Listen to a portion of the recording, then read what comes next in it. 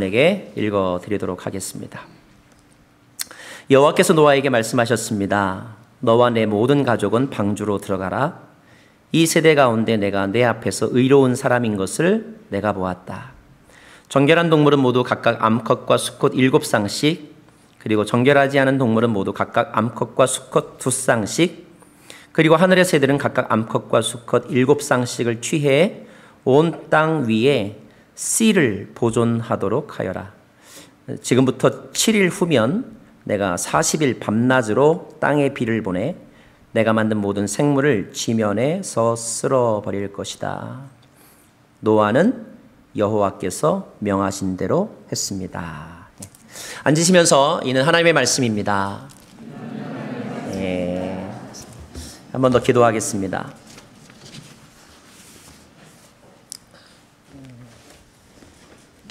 좋으신 하나님, 지금도 말씀하시는 살아계신 하나님, 주무시지도 않으시고 졸지도 않으시고 주의 사랑하는 백성들을 바라보시고 또 신호를 보내시고 맞아주시는 하나님, 오늘 저희들이 첫 주일에 특별히 2부 예배로 모여 함께 말씀을 읽고 그 말씀을 들으려 하오니 오늘 말씀을 전하는 자와 말씀을 듣는 이의 마음을 주장하사 성령의 감동을 일으켜 주시고 우리 마음속에 기억해야 될 것들을 기억하는 시간이 되게 하옵소서.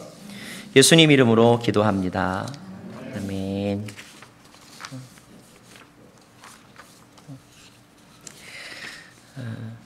어려서부터 주일학교를 다니셨던 분들은 혹시 이런 노래 배워보신 거 기억나시나요?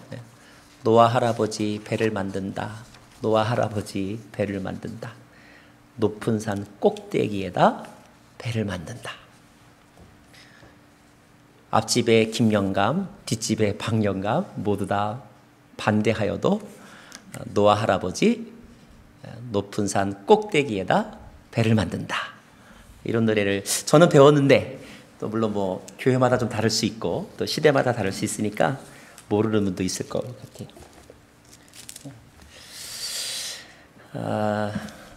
오늘 말씀 준비하면서 그 어렸을 적에 배웠던 그런 노래가 생각이 났습니다. 노아 할아버지 배를 만든다.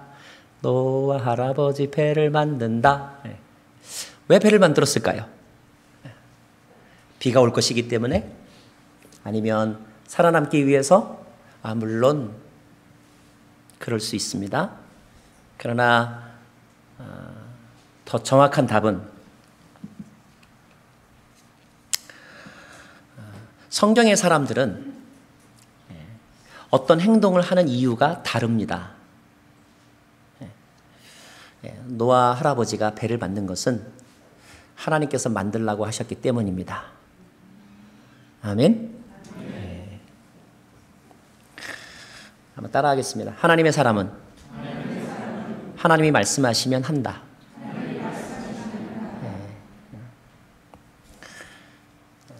물론 어떤 경우에 사람들은 그것을 맹목적이라고 말합니다. 내용을 제대로 알지도 못하고 또 알려고 하지도 않고 무조건 따라할 때 그것을 맹목적 순종, 즉 맹종이라고 말을 하죠. 그런 사람들을 광신도라고 말하기도 합니다. 소위 믿음이라고 하는 것을 가진 종교인들 중에는 이렇게 광신도들도 있습니다.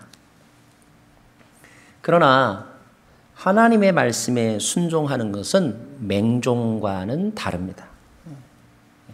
하나님에게 순종하는 사람은 이미 하나님에 대한 이해와 하나님에 대한 믿음이 있는 사람들입니다. 그 믿음이라는 것을 바탕으로 하여 순종하는 거죠. 이 믿음 안에는 하나님의 마음과 심퍼시, 공감한다는 것을 포함하고 있어요. 물론 때로는 안다는 것과 믿는 것, 공감한다는 것이 순서가 바뀔 때도 있습니다. 알고 믿는 경우도 있지만 믿고 알기도 하죠. 때로는 이것이 동시적으로 일어나기도 합니다. 그러나 분명한 것은 하나님의 사람들에게는 하나님에 대한 영적인 knowledge, 또 experience, 그리고 belief, 이런 것들이 있다는 거예요. 그렇기 때문에 하나님이 말씀하시면 순종하는 것이죠. 자, 노아는 어떤 사람이었을까요? 노아는 언제부터 하나님을 알았을까요? 노아는 하나님에 대해서 어떤 믿음을 이미 가지고 있었을까요? 그의 아버지는 라멕이라고 했습니다. 라멕. 그의 할아버지는 무두셀라라고 했습니다. 노아가 태어났을 때 그의 할아버지도 살아계셨습니다. 아마 그의 할아버지와 아버지가 노아가 이렇게 행동하는 것을 보면서 이렇게 말했던 것 같아요. 아유, 저 녀석은 꼭 하는 짓이 지 증조 할아버지를 꼭 빼닮았어. 증조 할아버지를 꼭 빼닮은 사람이 노아였습니다. 그 증조 할아버지가 누구냐? 에녹이었습니다. 에녹. 성경은 에녹이 하나님과 동행한 사람이었다라고 기록하고 있습니다. 그리고 성경은 노아가 하나님과 동행한 사람이었다라고 표현하고 있습니다. 노아 할아버지는 배를 만들기 전에, 배를 만들라는 하나님의 말씀에 순종하기 전에 하나님에 대한 이해와 하나님에 대한 경험이 뱃속에서부터, 어렸을 때부터 성장 과정 속에 있었던 사람이었어요. 그리고 하나님과 같은 편이었던 사람이었습니다. 여러분에게 순종이란 단어는 어떻게 다가옵니까? 권위주의에 대한 상처가 있는 사람은 이 순종이란 단어만큼 불편한 게 없어요. 되게 부담스럽게 느끼는 사람이 있습니다. 또 순종이란 단어를 인정하지만 막상 순종이 참 어려운 사람이 있어요. 그래서 늘 자기 자신을 막 이렇게 쪼입니다. 순종해야지. 순종해야만 해. 막 이렇게. 그런데 순종이 되게 쉬운 사람이 있어요. 어떤 사람이 순종을 참 쉽게 하느냐 하면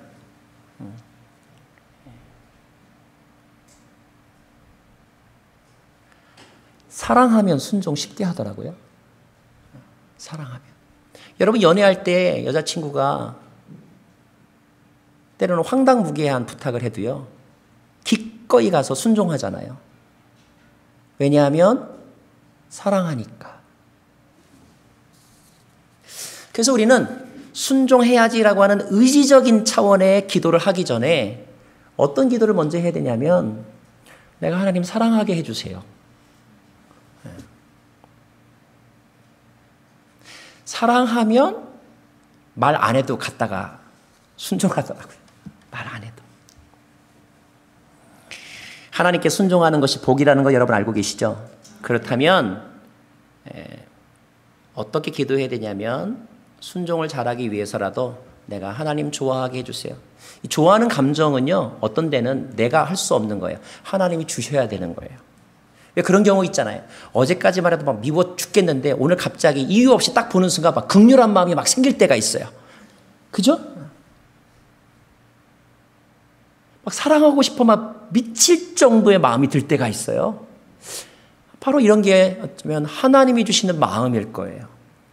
하나님에 대해서 그리고 하나님의 사람이라고 일컬어지는 사람에 대해서 여러분 사랑하게 해주세요. 이렇게 기도해야 합니다. 순종이 불순종이 죄인가요? 그렇다면요. 사랑하지 않는 것이 죄인 거예요. 그것은.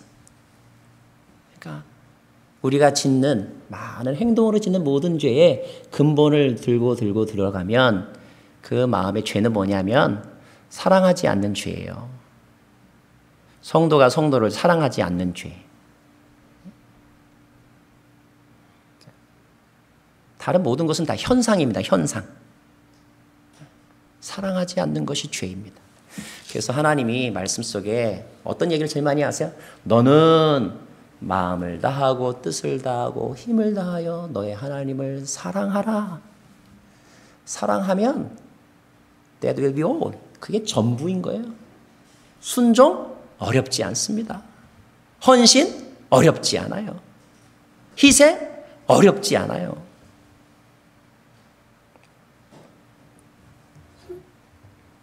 노아는 하나님과 동행했다 그랬는데 하나님과 함께 가는 삶을 살았던 사람, 스스로 함께 가는 삶을 살았던 사람, 하나님을 사랑했던 사람이었기 때문에 하나님의 말씀의 내용이 아니라 그 말씀 자체를 순종하는 것에 계산이 필요 없었던 사람, 고민이 필요 없었던 사람이었습니다. 하나님이 어떤 말씀과 명령을 하실 때 어떤 때는 아무런 배경 설명이나 이유 없이 명령만을 하실 때도 있지만 또 어떤 때는 아주 자세하게 이유와 과정을 설명하시는 경우들도 있는데, 자, 노아가 배를 만들 때는 어떻게 하셨는가? 그 배경 설명을 비교적 소상하게 하시더라고요. 창세기 6장, 7장을 읽어보면. 자, 제가 하나님의 설명 가운데 한 부분을 먼저 읽어드리고 싶습니다. 6장 11절 말씀을 제가 읽어드릴게요. 세상은 하나님 보시기에 타락했고 폭력이 난무했습니다. 이렇게 되어 있어요. 타락했고 폭력이 난무했다라는 표현이 나옵니다.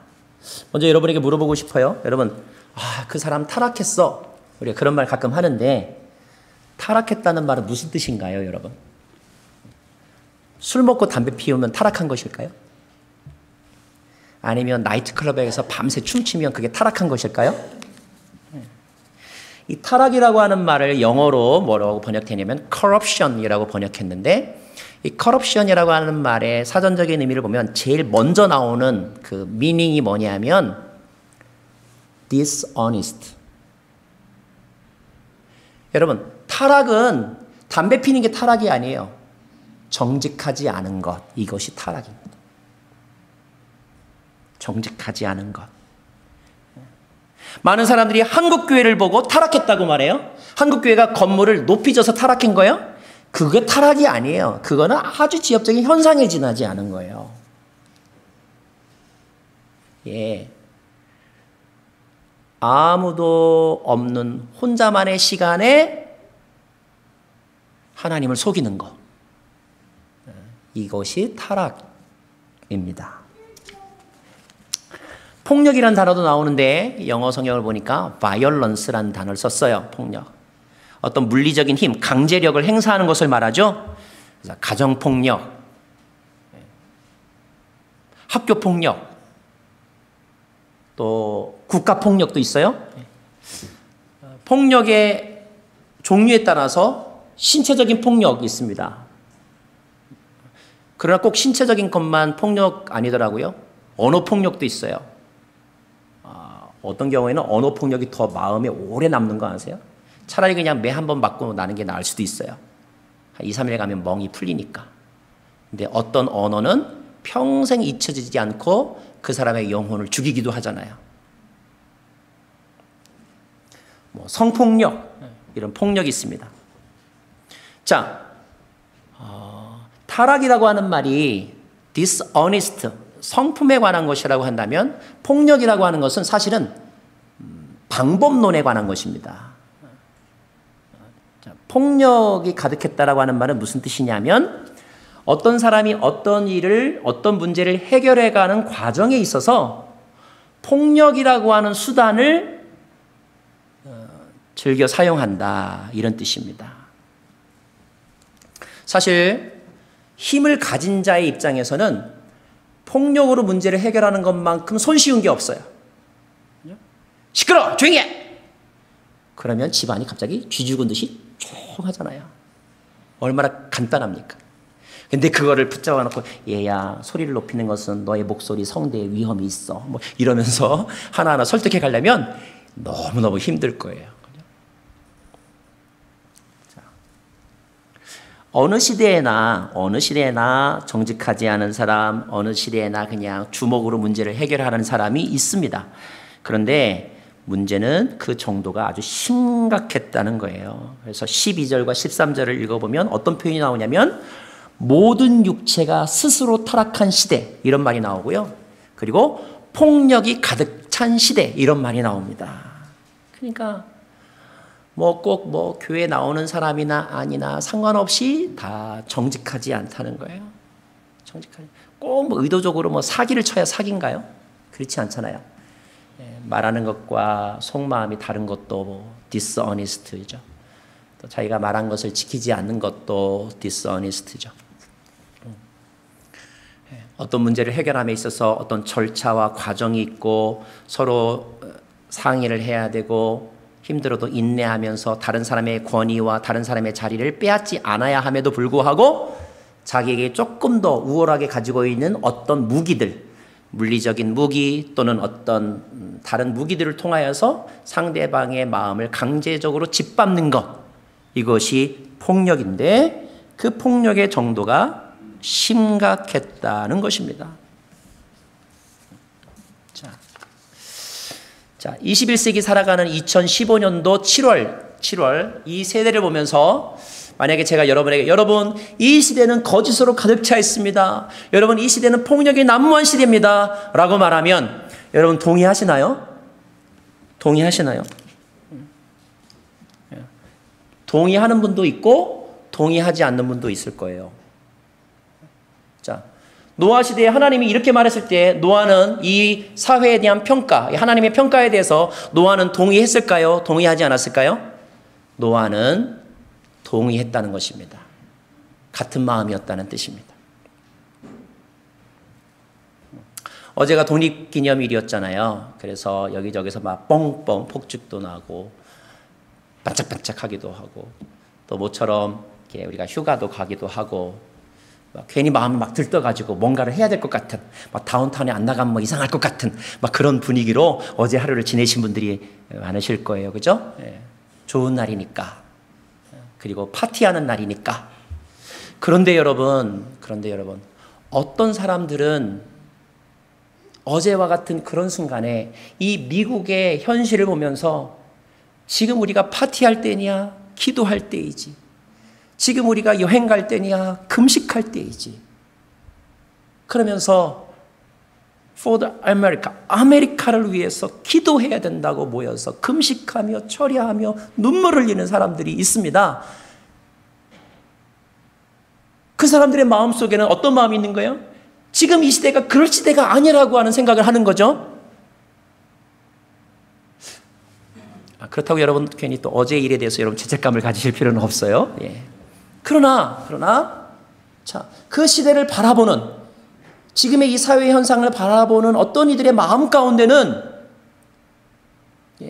다른 시각에서 애통해하고 아파하고 우울하고 눈물이 나고 예레미야와 같이 예레미야는 아마 거의 우울증 환자였을 거예요. 너무너무 슬프니까 그 나라와 사람들의 삶의 모습과 그리고 그 시대의 종교인들과 교회를 봤을 때 너무너무 가슴이 아팠기 때문에 늘 시무룩하고 눈물을 흘렸던 사람, 그런 예레미야와 같은 사람 이 시대에도 있거든요. 자, 우리 안에 뭐 우리가 또 파티할 때는 해야 되고 또 놀러 갈 때는 놀러 가야 되니까. 그러나 적어도 그런 아픔의 소리에 대하여, 그런 애통함에 대하여 우리가 심퍼티하느냐, 엠퍼티하느냐. 그게 만약에 정말로 이 시대의 미국 땅을 바라보는 하나님의 마음이라면 거기에 우리가 얼마만큼 심퍼시하느냐. 매우 중요한 거라는 거죠. 근데 이거 심퍼시가 되면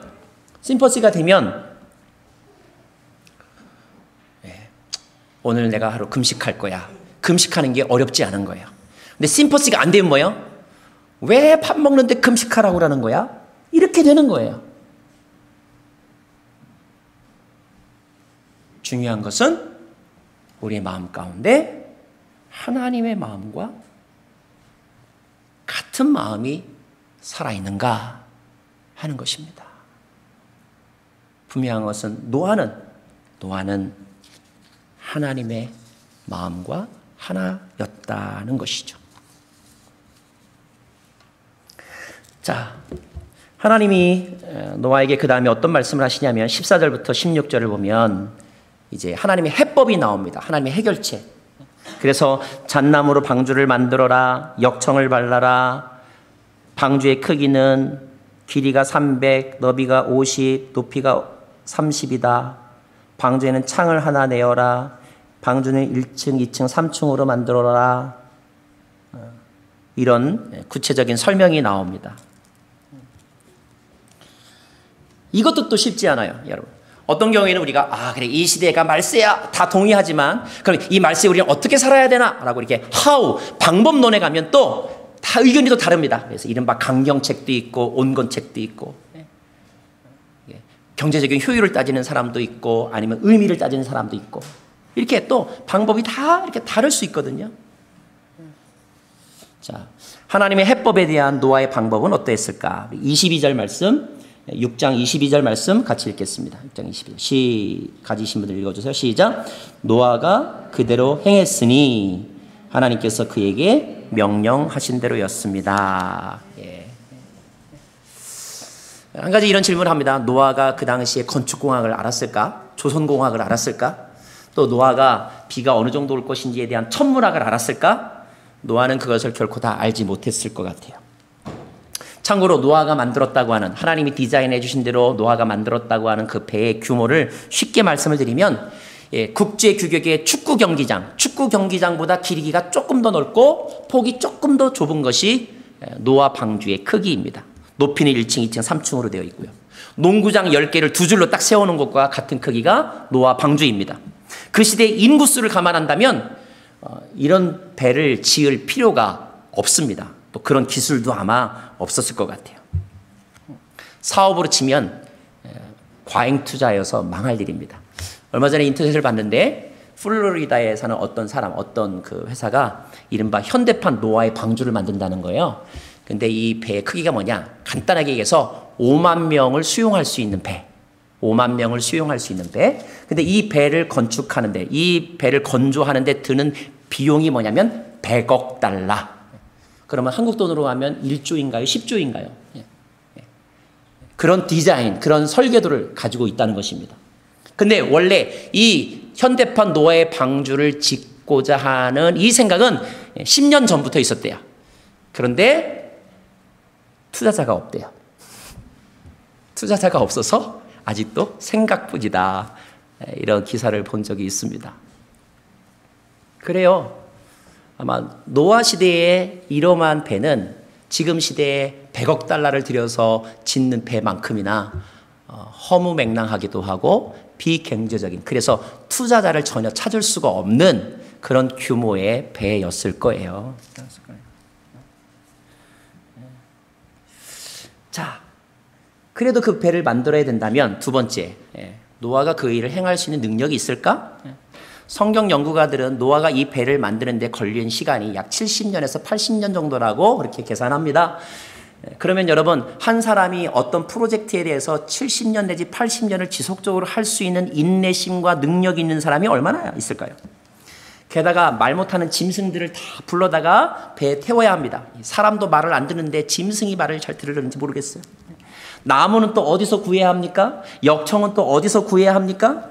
게다가 그 시대는 타락하고 폭력이 난무한 시대라고 했어요. 아마 노아는 그 배를 만드는 과정 중에서 어쩌면 사기도 여러 번 당했을 것 같아요. 정직하지 않은 사람들에게 사기도 당했을지도 모르겠어요.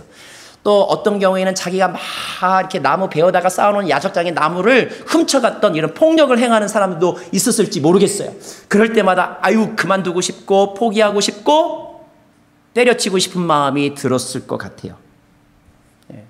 우리가 조금만 힘든 일이 있어도 우리 스스로 결단한 1년도 다 채우기가 어려운 것인데 7, 80년 동안을 이런 일을 할 수 있다는 것은 너무너무 어려운 일이죠. 그럼에도 불구하고 오늘 말씀 5절에 보면 노아는 여호와께서 말씀하신 것을 그대로 다 행했다라고 기록되어 있습니다. 비법은 무엇일까? 비결은 무엇일까? 살고 싶어서? 어떤 때는요, 살고 싶어도 이 의지, 열정만으로 안 될 때가 있더라고요. 그죠? 자, 노아가 이렇게 끝까지 그 일을 완성할 수 있었던 이유를 저는 7장 1절에서 찾습니다. 7장 1절 말씀을 제가 다시 읽어드릴게요. 여호와께서 노아에게 말씀하셨습니다. 너와 내 모든 가족은 방주로 들어가거라. 이 세대 가운데 내가 내 앞에서 의로운 사람인 것을 내가 보았다. 노아 방주를 한 7, 80년에 걸쳐서 다 짓고 나니까 하나님이 넌 참 의로운 사람이구나 이렇게 말씀하셨다는 거예요. 그럼 여기서 의가 뭘까요? 히브리서 말씀을 소개합니다. 히브리서 11장 7절에 보면 이렇게 되어 있어요. 믿음으로 노아는 아직 보지 못하는 일들에 대해 경고를 받고 자기 집안의 구원을 위해 경외함으로 방주를 지었으며 그리고 그는 믿음으로 인해 의의 상속자가 되었습니다. 두 가지 단어가 있습니다. 따라하겠습니다. 믿음, 경외함 두 가지입니다. 그리고 하나 더 추가한다면 자기 집안의 구원을 위한다는 뜨거운 가족애. 이것이 노아가 그 일을 힘들지만 외롭지만 끝까지 행했던 비밀이었습니다. 에스겔 선지자는 구약의 수많은 인물과 가운데서 위대한 사람 세 사람을 꼽는데 첫 번째 사람이 욥, 또 한 명의 사람이 다니엘, 그런데 또 한 명의 사람이 노아를 꼽고 있어요. 이 사람은 의인들이다라고 말하고 있습니다. 공통점들이 있죠? 그래요. 노아 안에는 하나님에 대한 믿음, 그 믿음이 그로 하여금 이 일을 끝까지 행하게 만들었던 것입니다. 여러분, 이 시대의 가장 큰 비극은 뭔지 아십니까? 이 시대의 가장 큰 비극은 경제 부도가 나는 게 아니고요. 어느 날 암 선고를 받은 게 아니고요. 이 시대의 가장 비극은 믿을 게 없다는 것입니다. 믿을 사람이 없고 믿을 대상이 없다는 거에 있어요.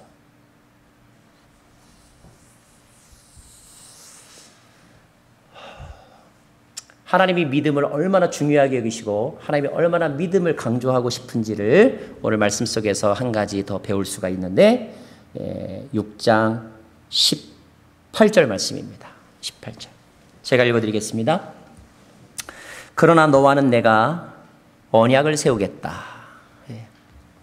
한번 따라할까요? 언약. 성경에 처음으로 등장하는 단어입니다. 언약이란 단어가 나옵니다. 언약. 히브리어로 베리트라는 말을 써요. 영어로는 커버넌트라는 말을 씁니다. 비슷한 단어로는 어그리먼트도 있고요. 컨트랙이라는 말도 이 단어를 설명할 때 사용하는 표현입니다. 그런데 사람들이 흔히 사용하는 여러분이 집 살 때 컨트랙을 맺는다. 클로징 할 때 뭐 사인한다. 이런 컨트랙과 여기 나오는 커버넌트는 좀 다릅니다. 어떤 점에서 다르느냐 하면 성경에서 특별히 이 언약이란 말을 쓸 때는 하나님이 인간에게 일방적으로 하신 약속, 이것을 언약이라고 말합니다. 예를 들어서 제가 며칠 전에 제 아들에게 그랬어요. 아들이 먼저 부탁한 것도 아닌데 제가 뭐라고 말했냐면, 야, 이번 7월 4일에 아빠가 다운타운 데려갈게. 가서 우리 불꽃놀이 보자 라고 약속을 했어요. 그게 말하자면 언약입니다. 상대방의 어떤 필요에 의해서가 아니에요.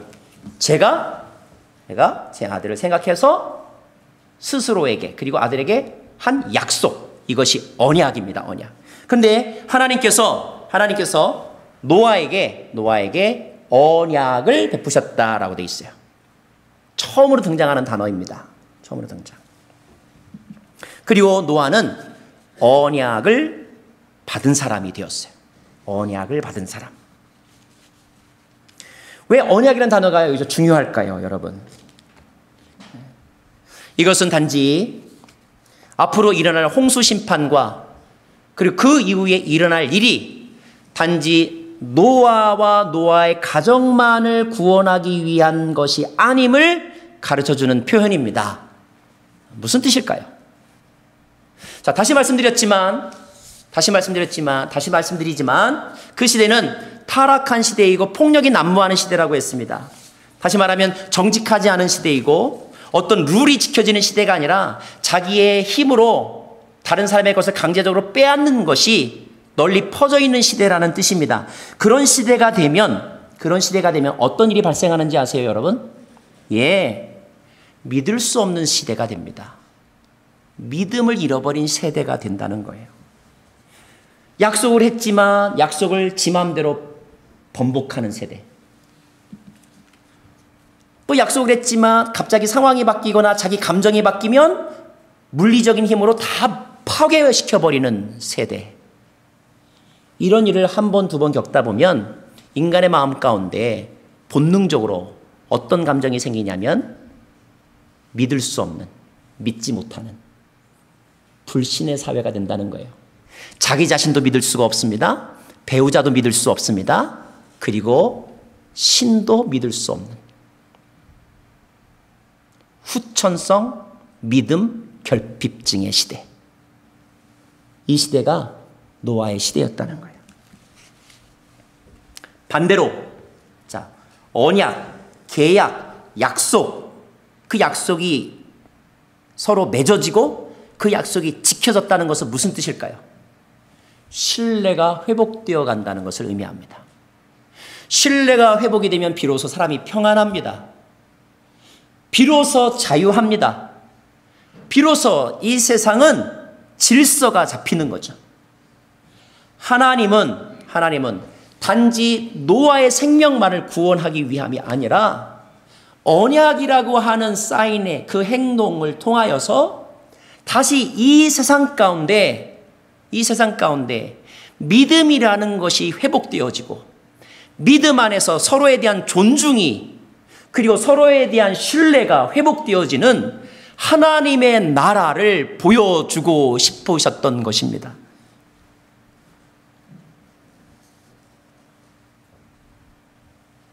어쩔 수 없이 부부가 서로 떨어져서 주말 부부를 하거나 월말 부부를 하는 경우가 있을 수 있습니다. 어떤 사람은 한국에 있고 그 배우자는 미국에 있을 수 있습니다. 서로 떨어져 있지만 서로에 대해서 어떤 언약을 맺었습니까?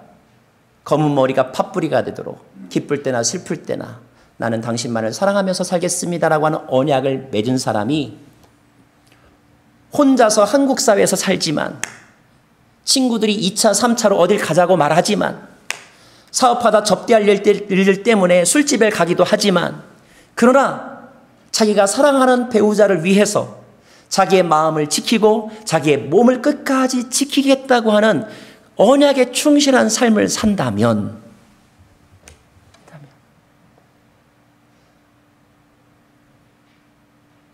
그 둘의 관계는 얼마나 행복하겠습니까?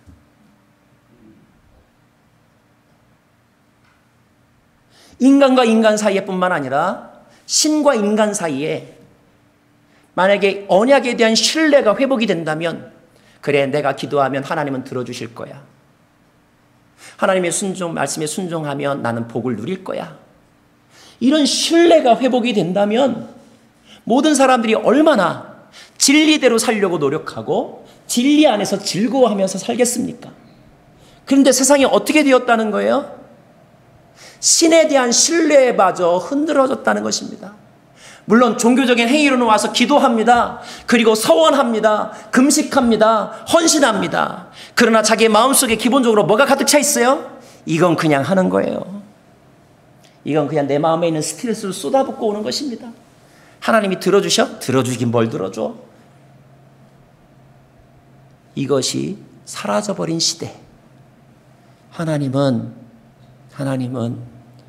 인간과 인간 사이의 신뢰뿐만 아니라 절대자 하나님에 대한 신뢰도 다시 살아나기를 원하는 마음, 그 마음이 이 언약이란 단어 속에 있는 것입니다. 그리고 이 언약을 통하여 하나님 스스로 증명해 주기를 원하셨던 거예요.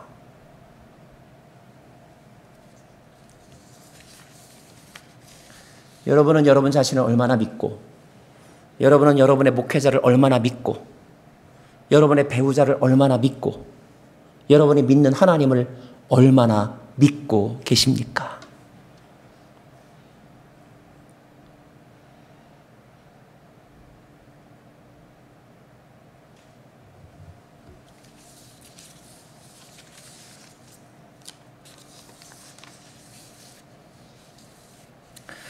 노아가 노아에게 하나님에 대한 믿음이 있었잖아요. 그 믿음이 있었으니까 배를 지었죠. 자, 믿음은 시작이 되어서 배를 지었습니다. 그러나 그 배를 완성하는 기간 동안 어떤 일들이 일어났을까요? 아마 하다가 글쎄요, 저 같은 경우로 비유한다면 12번도 더 그만두고 싶을 때가 많을 것 같아요. 어쩌면 한 일주일만 해가 쨍쨍 나도 아이고 비라는 게 언제 있었나. 비는 무슨 비. 이 맑은 날에 웬 배를 만들어. 이런 마음이 그 안에서 그런 회의가 들 수 있었을 것 같아요. 그를 바라보는 앞집의 김영감과 뒷집의 박영감이 반대하면서 조롱하면서 아니면 중간에 도와주던 사람이 난 더 이상 못하겠어 라고 난 바빠라고 갈 때 노아의 마음 가운데 이건 내가 이 뭐 하는 짓인가? 순종한 사람만 결국 손해구만. 이런 마음이 왜 들지 않겠어요? 자, 배를 다 만들었다고 칩시다. 자, 이제 40일 동안 막 비가 옵니다.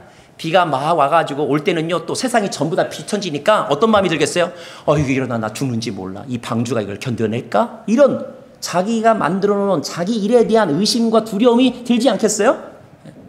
그럴 때, 아니야, 이 방주는 튼튼해. 이 홍수가 끝나도 나는 살아남을 수 있어 라고 하는 그런 믿음을 지키기가 결코 쉽지 않았을 것 같아요. 그리고 이 모든 과정이 끝나고 나면 결국 우리 가족밖에 남지 않는다고 하는데 살아남을 수 있을까? 이런 두려움이 있었을 것 같아요. 그런데 결국 우리가 알고 있는 바대로 노아 홍수의 전체적인 과정은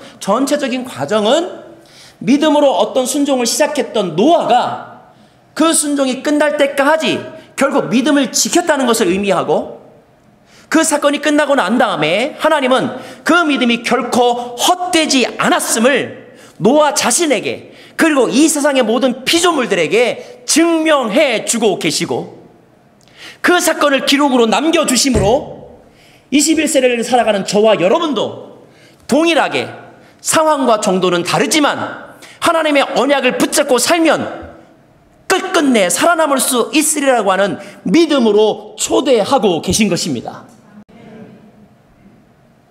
믿음은 단 하나의 사건이 아니라 믿음은 과정인 것입니다. 어느 순간 내가 한번 믿었던 것으로 끝나는 것이 아니라 그 믿음은 계속하여 마치 하나님과 동행하는 삶을 사는 것처럼 우리의 죽을 때까지 믿음은 ing, 진행형이 되어야 하는 것이죠. 놀랍게도 하나님은 그 언약을 주시고 그 언약의 신실하심을 나타내심으로 그분이 정말로 우리가 믿을 만한 분이고 끝까지 붙잡아야 될 만한 분인 것을 증명해 주셨는데, 그 증거가 바로 이 말씀인 것입니다. 흔히 말하기를 이 시대의 교회를 이 시대의 방주, 노아의 방주라고 말합니다. 저와 여러분은 그 방주를 짓는 사람으로 부름받았고, 우리 안에 어느 순간 믿음이 작동하여 얼떨결에이든 아니면 의지적으로 결단하여서든지 간에 교회로 부름받아 이 거룩한 방주를 짓는 일을 시작했습니다. 저와 여러분에는 분명히 믿음의 사건이 있고 믿음의 씨앗들이 있습니다. 그러나 그 믿음의 씨앗이 끝까지 자라나지 않는다면 우리의 방주는 중간에서 부도 처리난 건설회사의 흉측한 건물처럼 될 것입니다. 우리의 믿음은 지속적이어야 되고 그 믿음은 하나님 안에 머물러야 하며 계속하여 동행되어져야 합니다. 그리고 우리가 그 믿음의 참된 열매를 누리게 되었을 때 그것은 단지 우리만이 아니라 이 세상에, 신뢰와 믿음을 잃어버린 이 세상에, 그래서 가장 근본적인 불안은 돈이 없어서가 아니라 믿음이 없어서 불안해하고 있는 이 시대의 사람들에게 하나님의 완전하시고 그리고 위대하시고 전능하심을 믿게 하는 통로가 되어야 할 것입니다.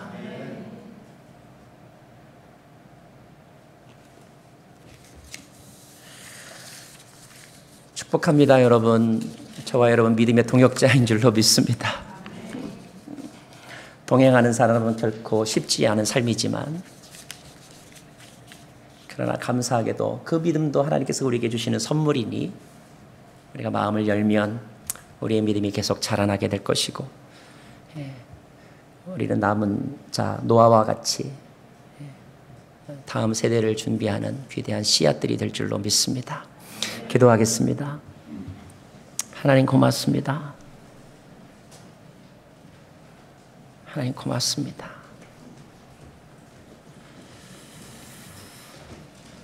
계속하여 하나님과 동행하는 저희들 되게 하여 주시고, 하나님의 마음을 공감하는 저희들 되게 하여 주시고, 그리고 세상의 마지막 심판이 왔을 때 살아남아 있는 저희를 보면서 무릇 나를 믿는 자는 죽어도 살겠고 살아서 나를 믿는 자는 영원히 죽지 아니하라고 하는 그 언약의 말씀을 붙잡고, 주 예수를 믿으면 너와 내 집이 구원을 얻으리라고 하는 그 언약의 말씀을 붙잡고, 나는 포도나무여 너희는 가지이니 그가 내 안에 내가 그 안에 거하면 그는 많은 열매를 맺으리라는 그 언약의 말씀을 붙잡고, 오늘 이 시대의 아픔 속에서도 어려움 속에서도 그러나 그 배를 짓는 일을 끝까지 다 완수하는 저희들 되게 하여 주옵소서. 예수님 이름으로 기도합니다. 아멘.